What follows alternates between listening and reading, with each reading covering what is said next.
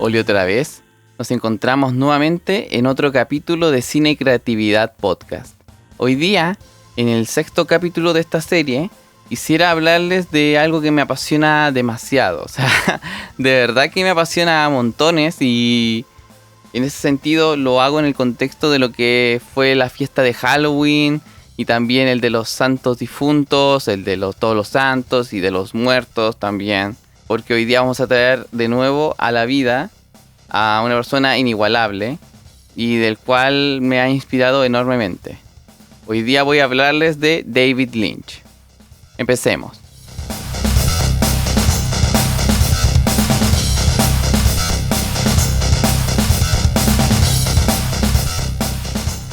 Primero, si no conocen a David Lynch, está en la portada la imagen de él, pero una pequeña reseña antes de hablar de alguna de sus obras. Y es que él nació en 1949 en Montana, Estados Unidos. Es un director, guionista y artista en general que estudió pintura en la Pennsylvania Academy of Fine Arts o la Academia de Bellas Artes de Pensilvania, en donde se dio cuenta de que el cine es una herramienta, un medio, una expresión artística en la cual se puede extender las posibilidades del arte plástico, ya sea la pintura, la escultura. Igual es más que no me acuerdo en este momento. Y él se caracteriza con todo esto de mezclar todo lo que es lo cotidiano, lo común, lo tierno, lo kitsch, con lo onírico, con lo surrealista, con lo tétrico, con lo tenebroso.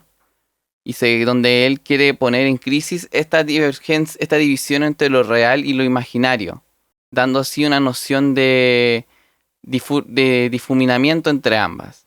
Tiene muchos elementos, como les decía, del surrealismo, del misterio y de los sonidos inquietantes, de lo áptico incluso que se generan con los drones, con todas las herramientas que él usa. Y bueno, todas sus películas encuentro que tienen esta dualidad que ponen en juego la belleza superficial y la oscuridad interior de, no solamente de uno, sino de la vida estadounidense de su época. Como las paradojas que uno tiene y que esas paradojas son monstruosas por dentro, como horrorosas, si se quiere decir. Y entre esas cosas que voy a mencionar hoy día, les voy a hablar un poco de, si alcanza el tiempo, yo creo que va a alcanzar, 5 obras que él hizo. Y estas son Eraserhead, Blue Velvet, Twin Peaks, Lost Highway y Mulholland Drive. En grandes rasgos todas hablan de cierto tema onírico que tiene David Lynch al hacer sus obras. Y todas exploran el sueño americano, las paradojas de la vida americana, quise decir. Y a grandes rasgos, como que todas tienen algo de autobiográfico de Lynch, si se quiere decir. Casi todas, encuentro yo. La anécdota de la primera película, que es como casi la ópera prima de David Lynch, del primer largometraje que hizo, Eraserhead, se inspira en estos miedos que él tenía en los que se iba a convertir en padre. Y contexto. Narra un viaje onírico surrealista de horror del protagonista, un hombre de cabeza como de verdad, cabeza de borrador, una Eraserhead, una cabeza de goma, se quiere decir, una cabeza que es como muy pelo rizado, muy novia de Frankenstein, que vive así como tímidamente y se da cuenta que dejó embarazada a una tipa y la mamá de esa tipa quiere que él se haga cargo de la guagua, porque la hija no se lo puede. Así de grande rasgo. Y la película ronda todo el rato en esta búsqueda, en esta negación, en este delirio del Eraserhead para poder sobrevivir, se quiere decir, a la vida. Se pasan momentos muy extraños, locuras, cosas raras. Y esta película, en verdad, creo que sería más disfrutable de diferencia de la forma en que la vi, pero de por sí igual perturba un poco porque es extraña la película, en verdad. Yo la vi en la playa a plena luz del día, donde el sol me tapaba la pantalla de la tele hace unos años atrás. Y aparte de que estaban todos tomando desayuno, así que era como raro entre que ellos tomaban desayuno y yo estaba terminando de ver la película. Era como una cuestión surrealista incluso, media lynchiana, se quiere decir la situación en verdad. Y después tenemos algo similar, que es como este viaje de cine negro que tiene Blue Velvet. Una película que revisité a inicios de este año en un cineclub en Rancagua, Chile, donde la mostraron, la gente habló, comentó, y ahí la vi en una textura totalmente distinta, en un contexto que de verdad era perturbador, pero también al mismo tiempo era cómodo.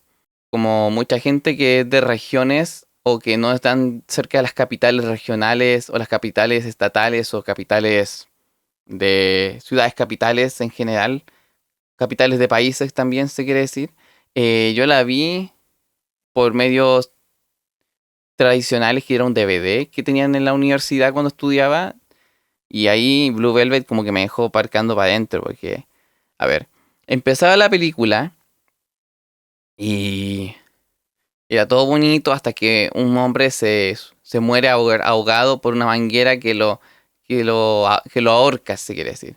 Y al fondo suena la canción Blue Velvet.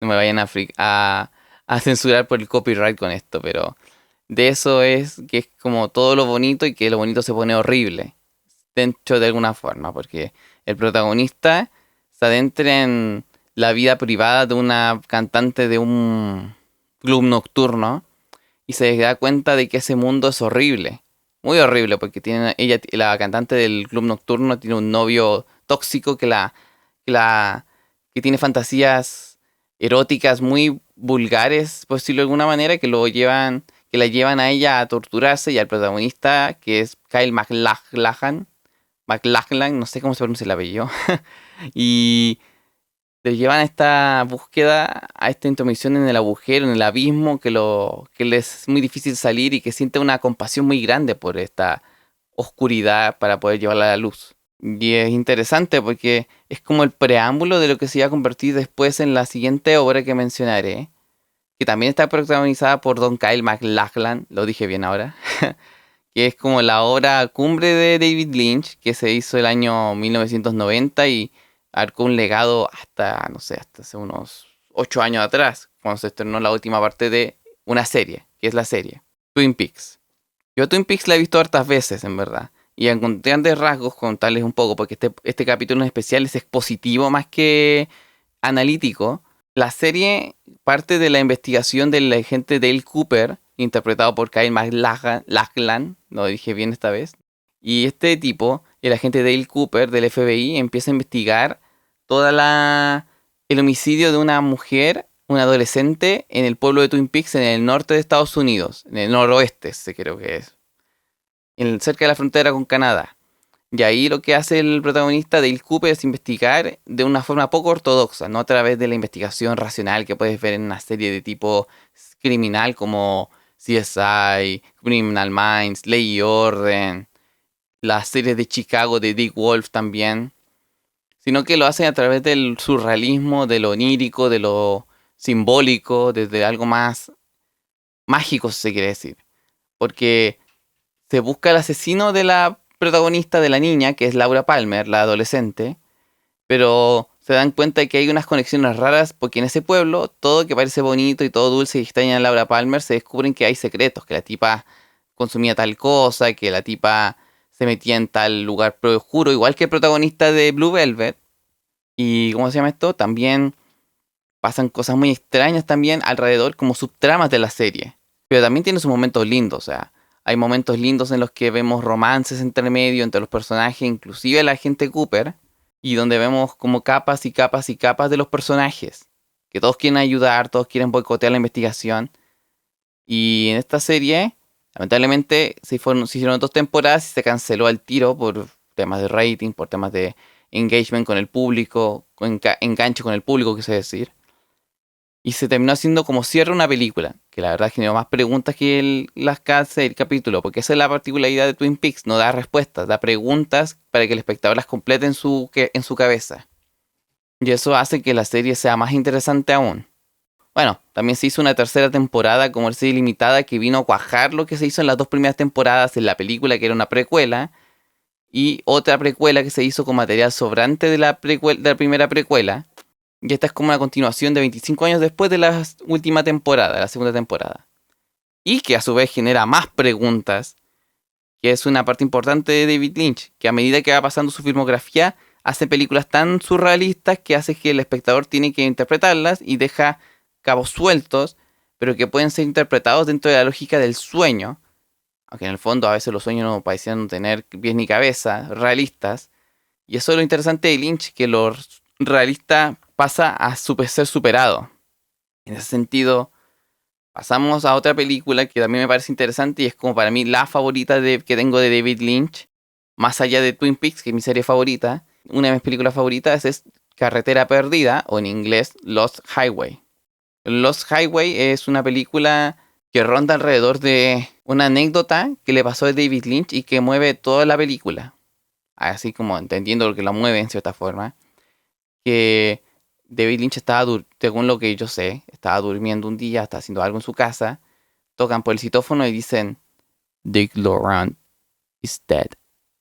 Traducido: Dick Laurent está muerto. Y uno se pregunta: ¿quién es Dick Laurent? ¿Qué le pasó? ¿Por qué se murió? Y esa es la cuestión, porque la película ronda en resolver ese misterio por parte del espectador. Como todo contado de una narrativa como de pliegues, se quiere decir. Me refiero a pliegue, que es como dos líneas temporales que como se cruzan, como si tuvieras un papel doblado a la mitad y metes un lápiz adentro. Y se forma una unión, como un agujero de gusanos, se quiere decir. Esta película tiene ese juego, tiene muchas canciones de artistas conocidos, ¿no? Está el maestro Trent Reznor, está Lou Reed, está Marilyn Manson, está Rammstein, está el colaborador de siempre de David Lynch, que es Angelo Badalamenti, un compositor que hizo temas icónicos para sus películas, como el tema de Laura Palmer en Twin Peaks. Y bueno, eso le da una atmósfera particular, como más pop, si quiere decir, a la película, aunque le fue pésimo en taquilla y en crítica, pero es una película muy buena. A mí me gusta harto Lost Highway. Pero volviendo a la trama, Lost Highway tiene esa particularidad de narrar en pliegue, como un agujero de gusano, la neurosis de un personaje que es perseguido, que es muerto, y que nunca sabemos quién es hasta el final de la película. Y eso le da su plus importante, como que entre medio hay disociaciones, hay cosas eróticas, hay cosas misteriosas, medias cómicas, medias cotidianas, que no puedo contar la trama porque no es difícil contar la trama.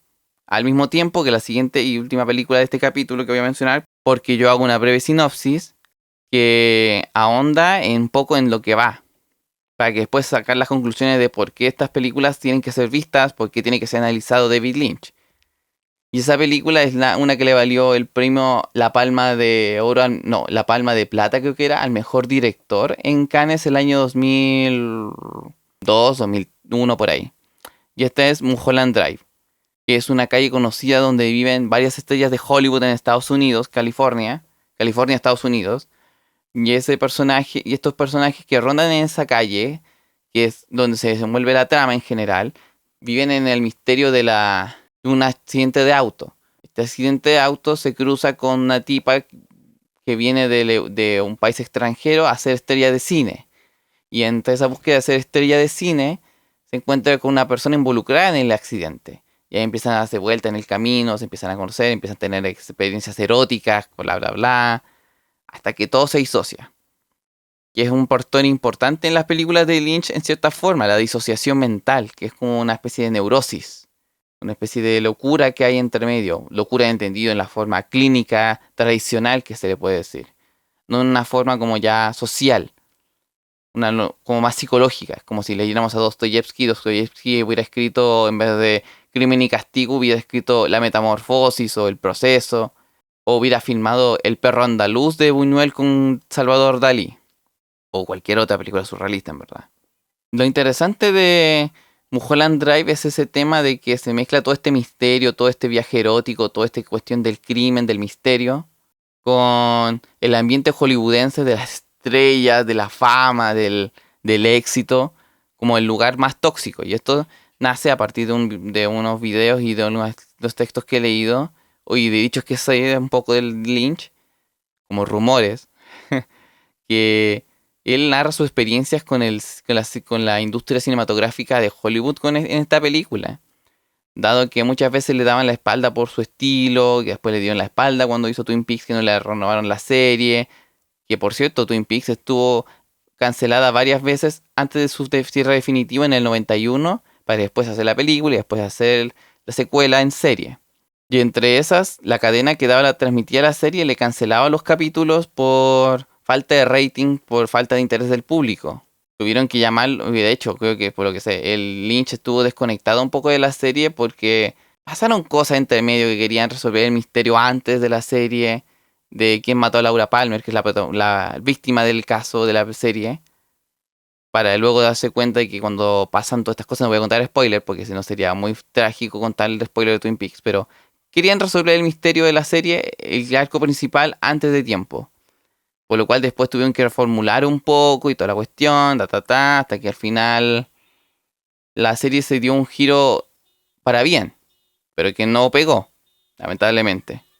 Y en ese sentido, Twin Peaks, Mulholland Drive, Lost Highway, Blue Velvet y Eraserhead y otras más que no he mencionado, como El Hombre Elefante, The Strike Story, Corazón Salvaje, Inland Empire y los cortometrajes surrealistas de Lynch, tienen este juego interesante de lo que es lo surrealista.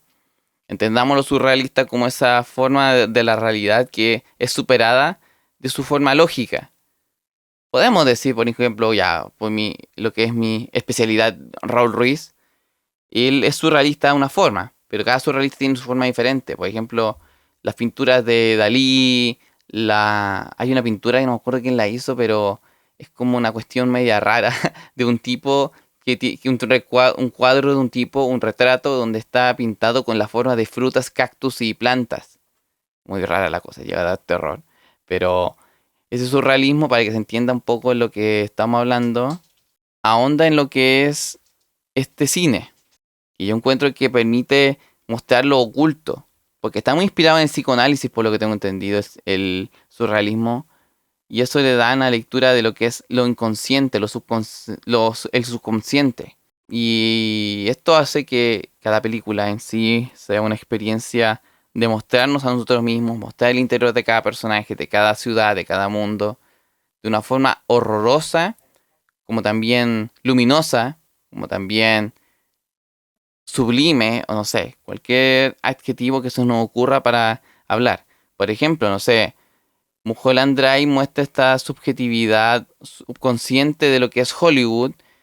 Los Highway muestra esta subjetividad del misterio y el erotismo, igual que Blue Velvet. Eraserhead muestra la subjetividad de la paternidad no deseada. Y Twin Peaks mezcla una cuestión media mística entre medio, media espiritual, que es lo que a mí me gusta de toda la serie, que es ese tema espiritual del bien y el mal, que es la luz y la oscuridad. Y bueno, no voy a contar más para no dar spoilers de la serie, pero mueve mucho en la serie Twin Peaks ese aspecto. Y dicho eso, antes de terminar, los quiero invitar a que en este capítulo más breve, más expositivo, a decirles que vean a David Lynch, su obra. Lamentablemente falleció hace unos meses atrás, este año 2025, y yo creo que es necesario a veces recordarlo, revivirlo, se quiere decir, o invocarlo en nuestro subconsciente para que podamos ver sus obras y ver qué pensaba en verdad, qué misterio quería dejar sin resolver para que nosotros lo resolviéramos y a su vez el que está al lado nuestro tampoco lo puede resolver porque nosotros no pudimos, porque nosotros no hemos podido, y eso hace que nos permita conocer más de él. No hay que ignorar su legado y tampoco lo que ha hecho por el cine. Yo encuentro que es uno de los autores más importantes de Hollywood, de Estados Unidos o de cualquier parte que él pueda considerarse que es parte, porque es diferente a cualquiera que pueda hacer una película de misterio, o de terror, o de crimen, o incluso dramas cebollentos, kitsch, lo cual es valorable y único. Y antes de irme les quiero invitar nuevamente al Simposio de Estética de la Universidad Católica de Chile, donde voy a exponer un tema sobre el cine de Scott Barley y donde hablo también del tema del horror en el ámbito cinematográfico experimental. Y en ese sentido, creo que va a ser interesante. Yo expongo el día 7 de noviembre a las 3 de la tarde en el Campus Oriente de la Universidad Católica. Pueden encontrar la información en la descripción de este capítulo o en mis redes sociales, donde Cine y Creatividad en Instagram o en TikTok, donde he puesto la información.